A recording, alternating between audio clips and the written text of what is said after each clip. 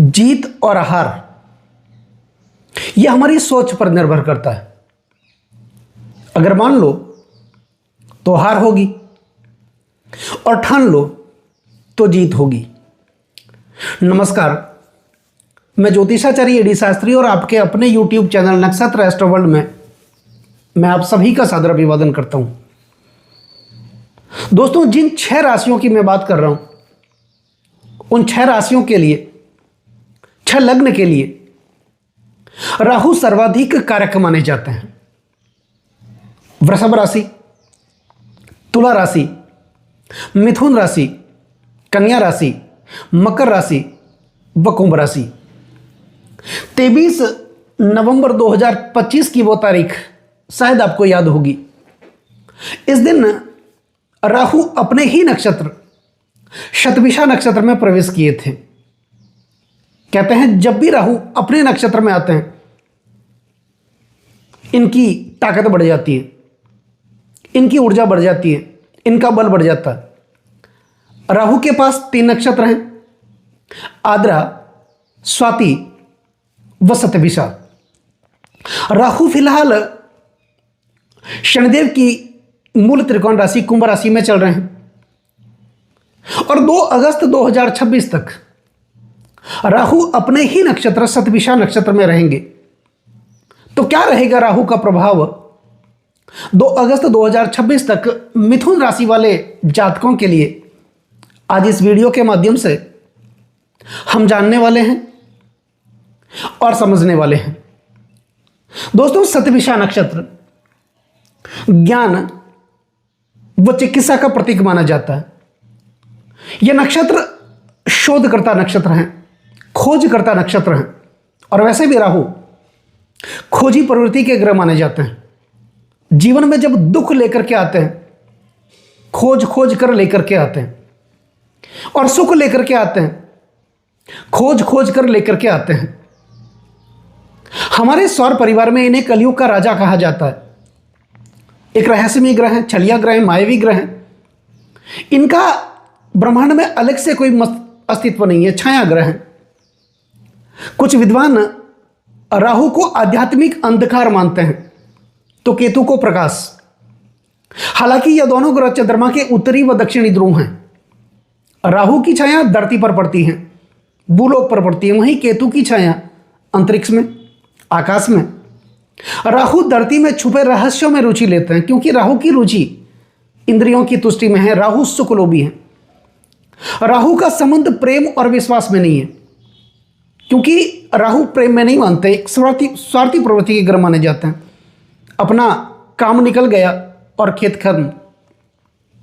आजकल सर्वत्र राहु का प्रभाव है क्योंकि कलयुग चल रहा है, भौतिक युग चल रहा है। आपने नोटिस किया होगा, व्यक्ति उतना ही सफल होता है जितना वो स्वार्थी होता है। अपना काम निकालने में माहिर होता है, चतुर होता है। क्योंकि आजकल सर्वत्र राहु का भी प्रभाव है। राहु जब दाहिने पे उतर जाते हैं, छप्पर फाड़ के दे देते हैं। व्यक्ति को फर्श से अर्श तक ले जाने की क्षमता अपने पास रखते हैं। इस दुनिया में जितने भी प्रपंच पूर्णकारी, छल, कपट, आडंबर, व्यर्थ के परिश्रम, हवाई किले बनाना, यह सब राहु के अधीनस्थ आते हैं। राहु प्रधान व्यक्ति जिनकी जन्म कुंडली में राहु सर्वाधिक कारक होते हैं, राहु ज्यादा एक्टिवेट होते हैं, ऐसा व्यक्ति जुगाड़ू प्रवृत्ति का होता है। वो दुख में भी सुख खोज लेता है। कुछ ना कुछ जुगाड़ करके अपने जीवन को बेहतर बनाने के लिए वो प्रयासशील रहता है और बनता भी है क्योंकि राहु जिद्दी बनाते हैं, जुनूनी बनाते हैं, कुछ कर गुजरने की शक्ति देते हैं, जज्बा देखते हैं। राहु उम्र के बंधन को कभी नहीं मानते क्योंकि राहु किसी भी उम्र में दे सकते हैं। कहते हैं जीवन में कुछ कर गुजरने का जज्बा रखने वाले को उन्हें उम्र के बंधन में कभी नहीं बांधा जा सकता और न ही उनके अरमानों को कैद किया जा सकता है क्योंकि हर असंभव को संभव बनाना ही उनका प्रथम लक्ष्य होता है। ऐसी चतुराई, दृढ़ इच्छा शक्ति ये राहु व्यक्ति को प्रदान करते हैं। तो राहु जब भी अपने नक्षत्र में आते हैं, इनकी ताकत बढ़ जाती है, इनका बल बढ़ जाता है, इनकी ऊर्जा बढ़ जाती है। और राहु की एनर्जी का बढ़ना जीवन को पल भर में बदलने की ताकत अपने पास रखता है। मिथुन राशि वालों के लिए आपकी राशि के स्वामी बनते हैं बुध,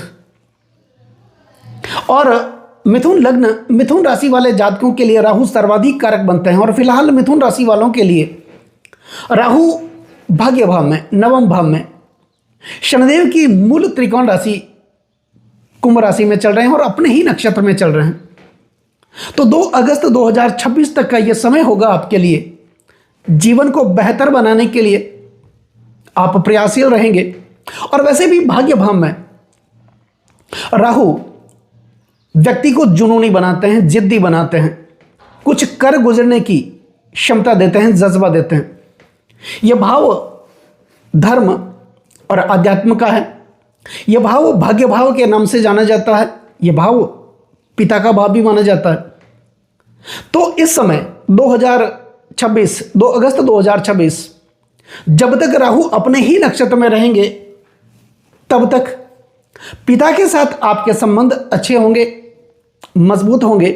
पिता से आर्थिक सहायता आपको मिलेगी, जिसके कारण आप आगे भी बढ़ेंगे। मान सम्मान, पद प्रतिष्ठा की आपको प्राप्ति होगी। धार्मिक कार्यों में आपकी रुचि बढ़ेगी। समाज में, परिवार में, आपके आसपास जहां भी धार्मिक कार्य होंगे, मांगलिक कार्य होंगे, वहां पर आप बढ़ चढ़ के हिस्सा लेंगे, अपने आप को आगे रखेंगे, नेतृत्व क्षमता करेंगे। ऐसी चतुराई राहु आपको देंगे, जिसके कारण आपके जीवन में मान, सम्मान, पद और प्रतिष्ठा की प्राप्ति होगी। अगर आप नौकरी करते हैं, प्रमोशन रुका हुआ है, वो प्रमोशन भी आपको मिलेगा। पदोन्नति रुकी हुई है, वो पदोन्नति भी आपको मिलेगी। भाग्य में जो रुकावटें आ रही थी, वो रुकावटें आपकी दूर होगी। निश्चित तौर पर आपके जीवन में वाणी कुशलता बढ़ेगी और आप अपनी वाणी कुशलता के कारण अपना फंसा हुआ काम निकालने में माहिर होंगे। और ऐसी चतुराई राहु आपको 2 अगस्त 2026 तक देने वाले हैं। ईश्वर के प्रति विश्वास भी बढ़ेगा। दूसरा, आप अपने स्वास्थ्य का ध्यान रखेंगे। अपने स्वास्थ्य को बेहतर बनाने के लिए ध्यान करेंगे, योग करेंगे, मेडिटेशन करेंगे, मॉर्निंग वॉक पे जाएंगे। तो कुल मिलाकर के ये जो स्थिति है मिथुन राशि, मिथुन लग्न वाले जातकों के लिए, क्योंकि ये जो राशिफल है वैसे तो आपकी जन्म की राशि चंद्र राशि पर आधारित है, गोचर पर आधारित है, लेकिन आपको अपना लग्न पता है, आपके पास अपनी जन्म कुंडली है, तो इस राशिफल को आप अपनी लग्न राशि के अनुसार भी देख सकते हैं। तो जब तक राहु अपने ही नक्षत्र शतभिषा नक्षत्र में आपके भाग्य भाव में तो ये विराजमान है ही, शनिदेव की राशि कुंभ राशि में, और जब तक अपने ही नक्षत्र में रहेंगे भाग्य का साथ आपको मिलता रहेगा। भाग्य में जो रुकावटें आ रही थी वो रुकावटें भी आपकी दूर होगी।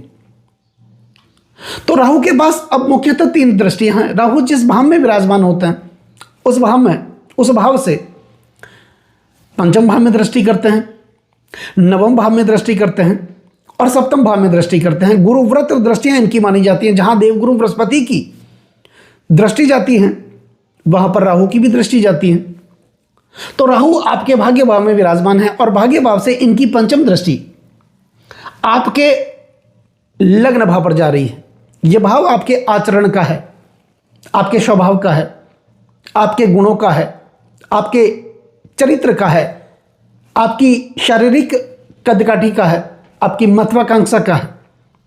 तो स्वास्थ्य में, चरित्र में, स्वभाव में शालीनता देखने को मिलेगी। क्योंकि दोस्तों भाग्य कितना भी प्रबल हो, भाग्य कितना भी साथ देता हो, जब तक आपका चरित्र मजबूत नहीं होगा, आपका व्यक्तित्व मजबूत नहीं होगा, आपके गुण मजबूत नहीं होंगे, तब तक भाग्य कितना भी साथ दे आप तरक्की कर ही नहीं सकते। तो राहु शतभिषा नक्षत्र में है, इनकी पंचम दृष्टि आपके लग्न भाव पर जा रही है। यहां पर लग्नेश बनते हैं बुध, जिनका राहु के साथ मित्रवत संबंध है। तो निश्चित तौर पर यहां पर आपके चरित्र में, आपके स्वभाव में, आपके गुणों में, आपकी शालीनता में और आपकी शारीरिक कदकाठी में, आपके स्वास्थ्य में कुछ नया देखने को मिलेगा। छोटी मोटी बीमारियां आपको परेशान कर रही थी, हॉस्पिटल के खर्चे बने हुए थे, स्वास्थ्य में परेशानियां आ रही थी, वो परेशानियां आपकी दूर होगी। राहु की सप्तम दृष्टि आपके तीसरे भाव पर जा रही है, त्रिषणाय भाव पर जा रही है, वहां पर केतु विराजमान है। तीसरा भाव ग्लैमर का है, सोशल मीडिया का है, प्रतिस्पर्धा का है, कंपटीशन का है, आत्मविश्वास का है। तो निश्चित तौर पर आपके अंदर एक अलग प्रकार का आत्मविश्वास देखने को मिलेगा।